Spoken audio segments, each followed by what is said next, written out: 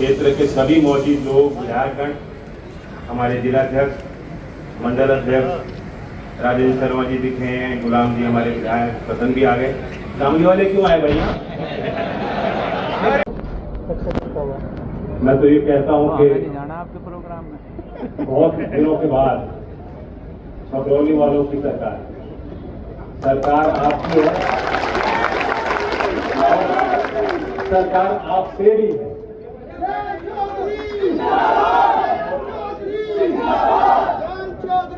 जो चौधरी अजीत सिंह जी ने किया है, उससे पहले चौधरी चरण सिंह जी ने किया, आपने किया, उस काम को आगे बढ़ाने का छोटा सा अवसर मुझे मिल रहा है।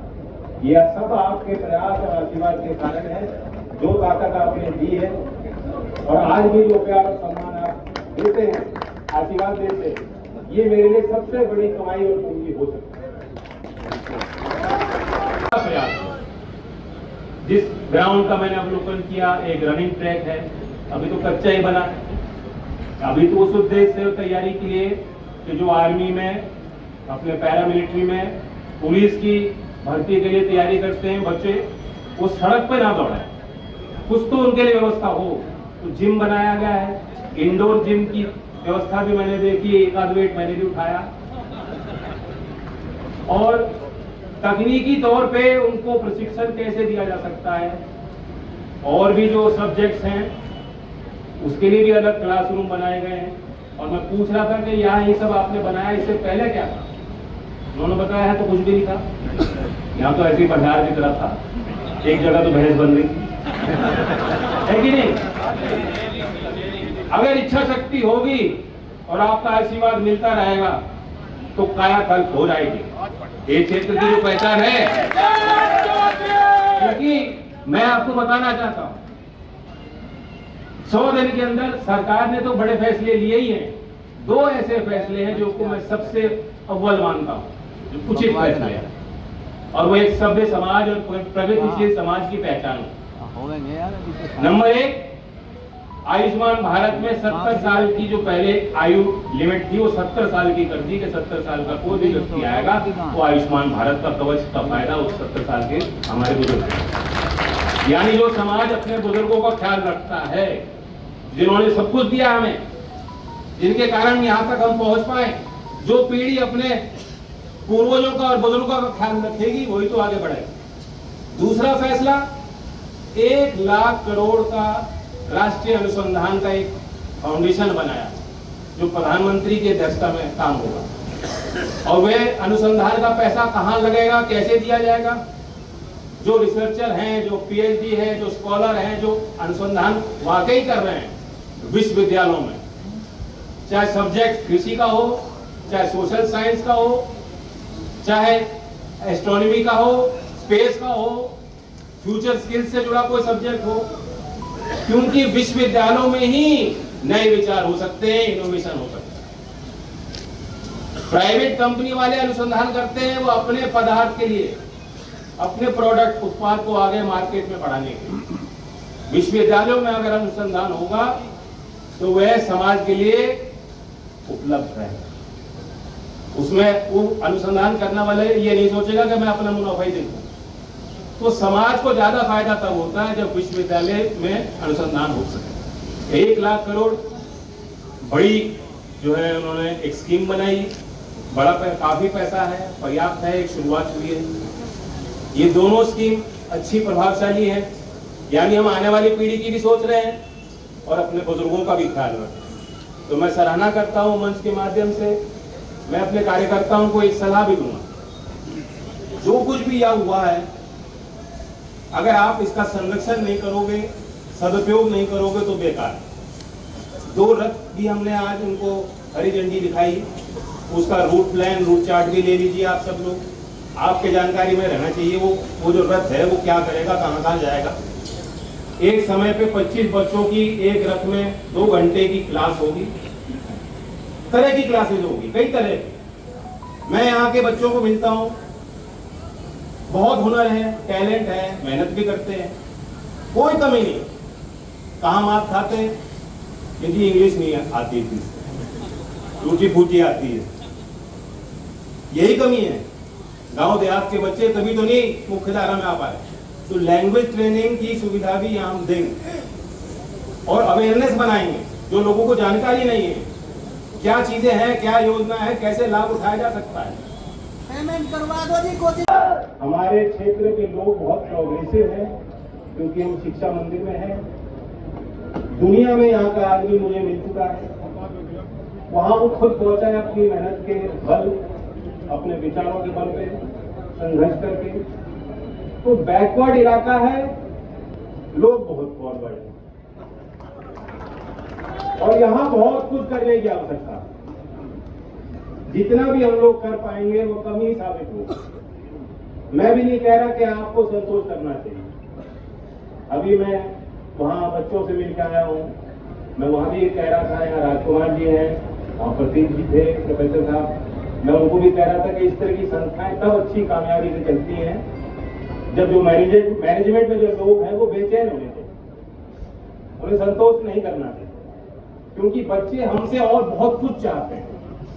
जो हमारे अभिभावक हैं, यहाँ के जो परिवार हैं, वो अपने अगली पीढ़ी के लिए बहुत कुछ करना चाहते हैं। यही वो केंद्र है जहां से नए विचारों का संचार होगा, यहीं से नई चीजें इजाद होंगी। मैं सरकार में कुछ ही दिन रहा हूं, लेकिन इन 100 दिन पूरे हुए हैं, बहुत कुछ मुझे सीखने को भी मिला है।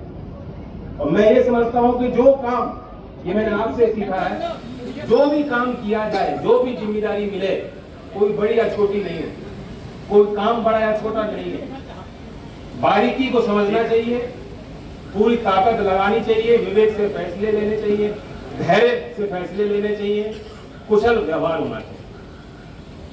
मैं यही प्रयत्न करूंगा।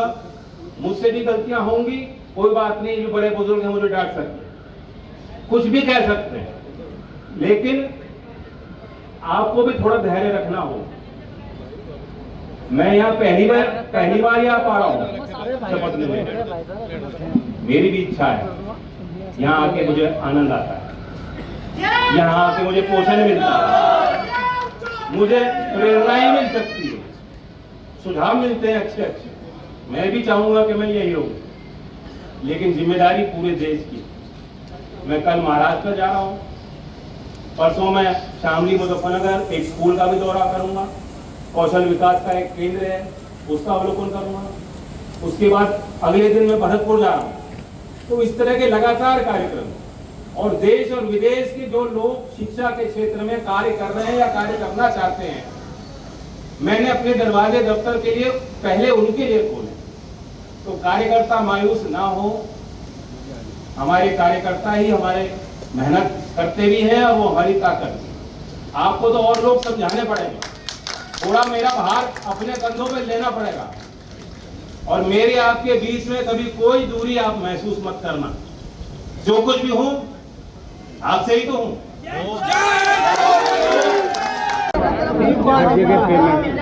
मददगार बात सबसे आखिर में तो करूंगा। उनकी बात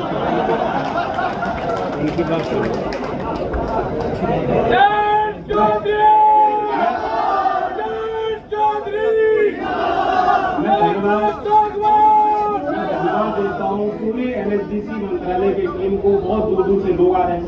कर्नल AK सिंह जी जो यहाँ प्रशिक्षण भी देंगे, मेरी उनसे परिचय हुआ, मुलाकात हुई, बहुत लंबे चौड़े हैं। मैंने उनसे पूछा कहाँ से हो, उन्होंने कहा शाहदरा दिल्ली। मैंने कहा दिल्ली से हो, देख के तो ऐसा लग रहा है यहीं के हो। तो उन्होंने बताया उनके पिताजी यहीं पढ़ाते थे। तो खुशी हुई कि वे भी संस्था से उनको वापिस मौका मिला। वही प्यार आप उनको देंगे, वह सम्मान आप उनका करेंगे जो हमारे गुरु हैं, जो शिक्षक हैं, दूसरे क्षेत्रों से आ रहे हैं यहाँ बच्चों को कुछ देने के लिए, तो उनका सम्मान सत्कार भी हो, उनका ख्याल भी आप रखें, इस सुविधा का सदुपयोग करें। और एक योजना भी ऐसी है जो मेरे मंत्रालय के द्वारा संचालित है, प्रधानमंत्री विश्वकर्मा योजना। कल महाराष्ट्र में उसका 1 साल पूरा होगा, एक पर्व के तौर पर मनाया जाएगा। प्रधानमंत्री जी के साथ मैं जाऊंगा। ये योजना किन लोगों के लिए बनाई गई? 18 ऐसे चिन्हित किए गए हैं क्राफ्ट, ट्रेड, काम, व्यापार जो पुराने हैं, पीढ़ी दर पीढ़ी वही काम करते आए गांव में।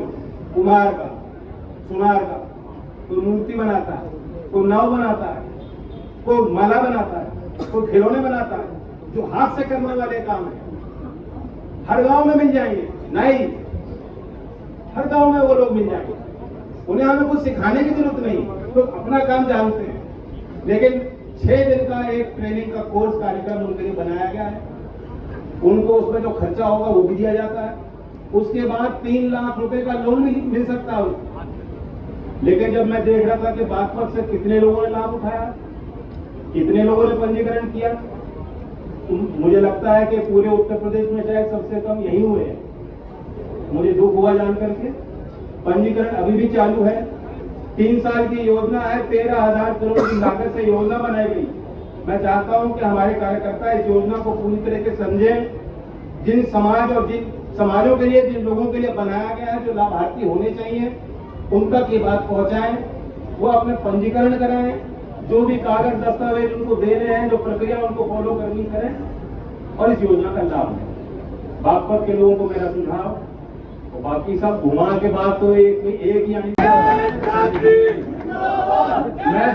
मैं आपकी बात सुनने भी आया हूँ और थोड़ी बहुत आपने ताकत दे दी कि शायद मेरी बातें कुछ मानी भी जाए। आप चिंता मत कीजिए। चुनाव के पहले जैसे मैं था, गन्ने के मुद्दे पे जो मैं बोलता था, मेरी भाषा कहीं बदली नहीं है, बदलेगी नहीं। लोकदल किसानों की पार्टी, ये ठीक है, मुझे तकनीकी विषय सौंपे गए, शिक्षा का विषय नौजवानों से जुड़ा हुआ है। देश के, मैं तो कार की बात कर रहा था उसी बेटे से। देखो कुछ सीमाएं है कि मैं क्या बोल सकता हूँ क्या नहीं, लेकिन आप समझ रहे हैं बात। जो भी मुझे मौका मिलेगा, अवसर मिलेगा, मैं आपके लिए ही कहूँगा। अगर आपके जेब में 4 रुपए फालतू आ गए तो खर्ची तो होंगे, बचत तो कर नहीं सकते आप। कहाँ खर्च होंगे? यहीं परचून की दुकान पर खर्च होंगे, बच्चों की शिक्षा में खर्च होंगे, कहीं कपड़े ले लोगे, कहीं सर्दी आएगी तो रजाई ले लोगे, और कहाँ खर्च करोगे? फायदा किसको है? फायदा बड़ौद के और यहाँ कस्बे के व्यापारियों को फायदा है, मजदूरों को फायदा है। किसान तो कर ही रहा है, किसान की तो कमाई है।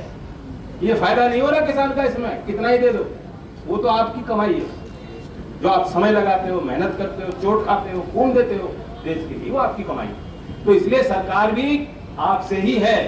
मेरी मुख्यमंत्री जी से इस विषय में बात हुई है। आज मैं इतना ही कह सकता हूँ, बाकी मैंने आज अवलोकन किया, ये एक शुरुआत है।